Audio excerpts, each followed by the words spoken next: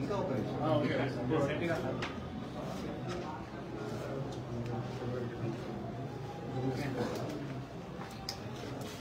Media మిత్రులకు నమస్కారం. తెలంగాణ రాష్ట్ర ప్రజానికానికి అందరికీ కూడా తెలంగాణ రాష్ట్ర విమోచన దినోత్సవం సందర్భంగా శుభాకాంక్షలు, అభినందనలు.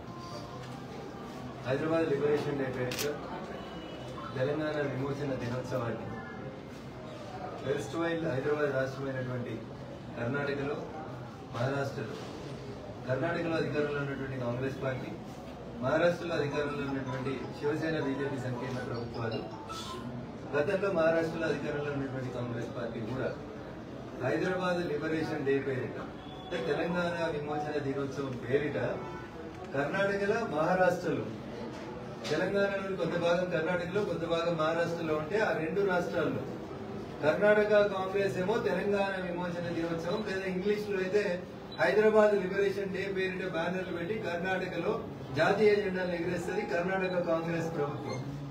తెలంగాణలో ఉన్న కాంగ్రెస్ ప్రభుత్వం మాత్రం ఏమని చేస్తున్నారు? ప్రజా పాలనా దినోత్సవం అని చేస్తున్నారు. ప్రజా విజ్ఞప్తుల దినోత్సవం అని పెడితే బాగుంటుందేమో, లేకపోతే రేవంత్ రెడ్డి గారి పాలనా దినోత్సవం అని పెట్టుకుంటే బాగుంటుందేమో.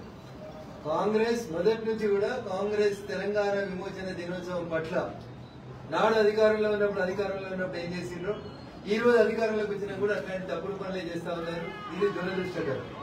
ఒకవేళ కాంగ్రెస్ పార్టీకి తెలంగాణ విమోచన దినోత్సవం పట్ల ఒకటే స్టాండ్ ఉంటే, కర్ణాటకలో అధికారంలో ఉన్నటువంటి Congress party Hyderabad liberation day పేరిట ఉత్సవాలను ఎందుకు జరుపుతుంది? తెలంగాణలో అధికారంలో ఉన్నటువంటి కాంగ్రెస్ పార్టీ ప్రజాపాలన దినోత్సవం అని ఎందుకు జరుపుతుంది? షిండే గారి కంటే ముందు మహారాష్ట్రలో అధికారంలో ఉన్నటువంటి కాంగ్రెస్ పార్టీ, కాంగ్రెస్ ప్రభుత్వం అప్పుడు కూడా అక్కడ హైదరాబాద్ లిబరేషన్ డే అనే జరిపింది. ఈ వ్యత్యాసం కనీసం ఈ రాష్ట్రంలో పూర్తిగా స్టేట్ లో మెజారిటీ స్టేట్ ఉన్నటువంటి భాగం 1200 మంది అమరులై తెచ్చుకున్న రాష్ట్రం.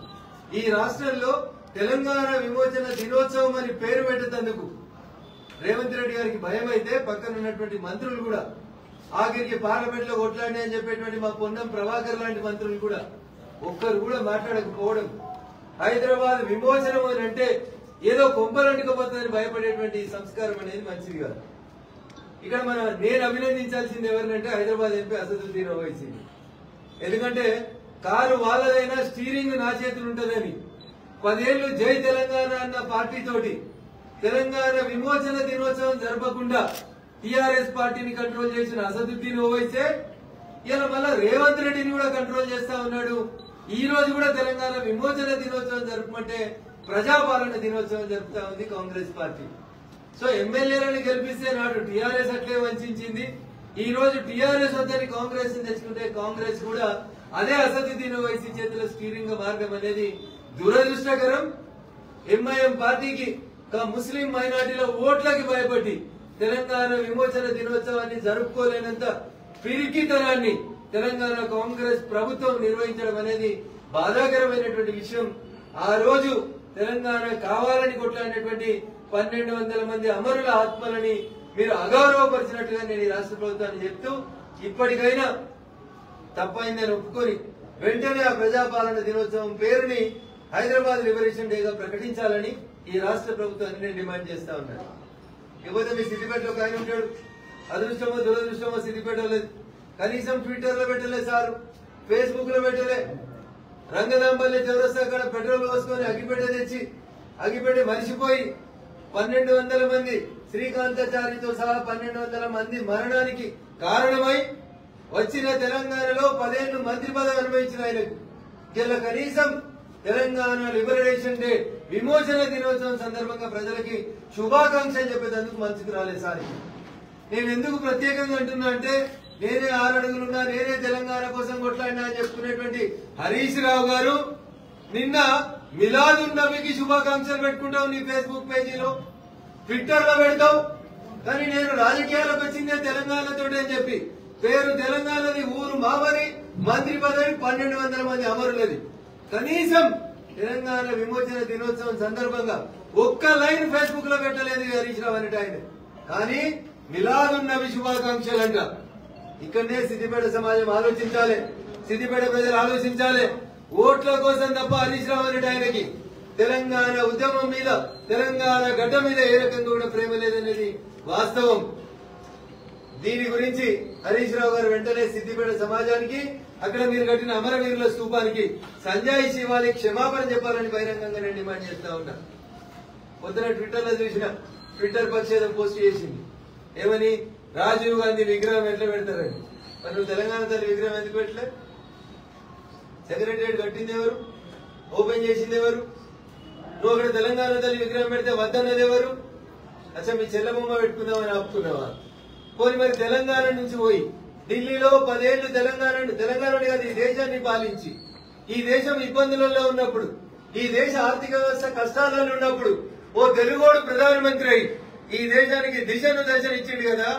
తెలంగాణ తల్లి విగ్రహం పెడితే మీ చెల్లెబొమ్మ కనబడుతుందని భయమైతే కేటీఆర్ గారు పివి నరసింహరావు గారు బొమ్మ ఎందుకు పెట్టలేదు సెక్రటరియట్ కట్టినప్పుడు?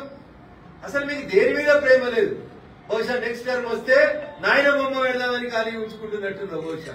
అందుకనే ఇట్లాంటి కుట్రలు కుతంత్రాలు చేసిన వాళ్ళు వచ్చి మేము బొమ్మ పెడతాం, తెలంగాణ తల్లి బొమ్మ పెడతాం. మీ బొమ్మల మీద దాస లేదు, మీ దాసంతా కుర్చీల మీద తప్ప ఇంకొకటి కాదు.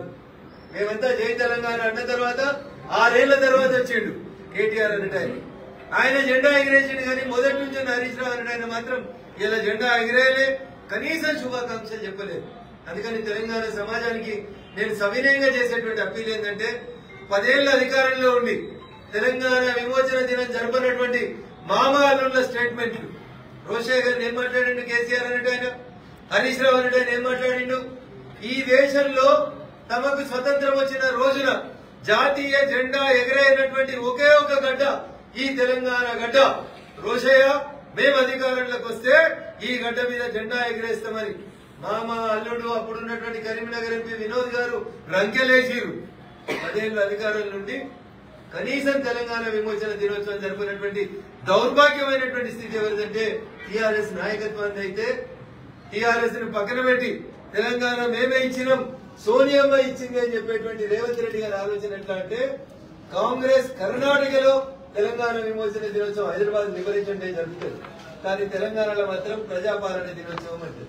ఇగో ఇది కాంగ్రెస్ పార్టీ యొక్క ద్వంద్వ నీతి, దమన సంస్కారాలు చేసేటువంటి పద్ధతి. ఇది ఆలోచించాలి. కాంగ్రెస్ బీఆర్ఎస్ ఈ రెండింటి మధ్యలో ఎక్కడ కూడా తేడా లేదు. భవిష్యత్తులో భారతీయ జనతా పార్టీ ఇప్పటికే కేంద్ర ప్రభుత్వం ఆధ్వర్యంలో ఇప్పటికే గత కొన్ని సంవత్సరాలుగా భారతీయ జనతా పార్టీ తెలంగాణ విమోచన దినోత్సవాన్ని జరుపుతూ వస్తుంది. అధికారికంగా మహారాష్ట్రలో శివసేనతో కలిపి జరుపుతా ఉన్నాం. భవిష్యత్తులో కర్ణాటకలో అధికారంలోకి వచ్చినాక జరుపుతాం. తెలంగాణలో కూడా భారతీయ జనతా పార్టీ అధికారంలోకి వచ్చినాక తెలంగాణ విమోచన దినోత్సవం పేరిట జరుపుతాం. ఎంఐఎం పార్టీకి అసదుద్దీన్ ఓవైసీకి భయపడకుండా సెప్టెంబర్ 17ను జరపాలంటే ఈ రాష్ట్రంలో అధికారంలోకి రావాల్సింది కాంగ్రెస్ లో, బీఆర్ఎస్ లో, కమ్యూనిస్టులు కాదు. కేవలం భారతీయ జనతా పార్టీ ద్వారా మాత్రమే అది సాధ్యమవుతుందని చెప్పి తెలియజేస్తూ తెలంగాణ సమాజాన్ని ఆలోచించమని ఈ సందర్భంగా విజ్ఞప్తి చేస్తూ తెలంగాణ విమోచన దినోత్సవంతో పాటు ఈ రోజు గౌరవ దేశ ప్రధాని ప్రపంచంలో భారతదేశాన్ని విశ్వగురువుగా మలుస్తున్నటువంటి నరేంద్ర మోడీ గారి జన్మదినం సందర్భంగా భారతీయ జనతా పార్టీ యువ మోర్చా ఆధ్వర్యంలో ఈ రోజు రక్తదాన శిబిరాన్ని ఏర్పాటు చేయడం జరిగింది. ఇందులో పాలు పంచుకోవడానికి ఉత్సాహంగా ముందుకొచ్చినటువంటి మా యువ మోర్చా నాయకులు, కార్యకర్తలు, సిద్దిపేట భారతీయ జనతా పార్టీ నాయకత్వానికి అందరికీ కూడా ఈ సందర్భంగా శుభాకాంక్షలు తెలియజేస్తూ ఈ సేవా కార్యక్రమాలను ఇలాగే ఒక వారం రోజుల పాటు కొనసాగించాలని చెప్పి పార్టీ నిర్ణయించింది. ఆ దిశకు కొనసాగిస్తాం.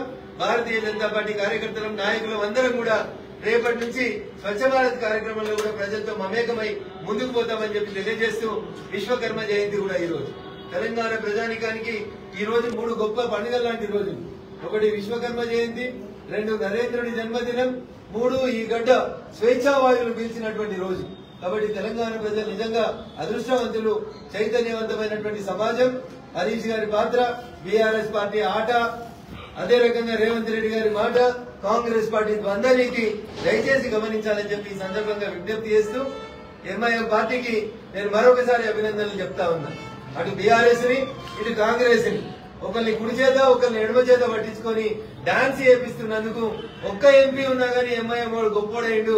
8 మంది ఎంపీలు ఇచ్చిన కాంగ్రెస్ ఇలా చేతగాని కాంగ్రెస్ గా, చేవదచ్చిన కాంగ్రెస్ గా తెలంగాణలో నిలబడడం అనేది బాధాకరమని చెప్తూ రేవంత్ రెడ్డి గారు ఇప్పటికైనా మీ ఆలోచన మార్చుకోవాలని భారతీయ జనతా పార్టీ పక్షాన రాష్ట్ర ముఖ్యమంత్రి గారికి సూచిస్తా ఉన్నారు. థ్యాంక్ యూ అన్న.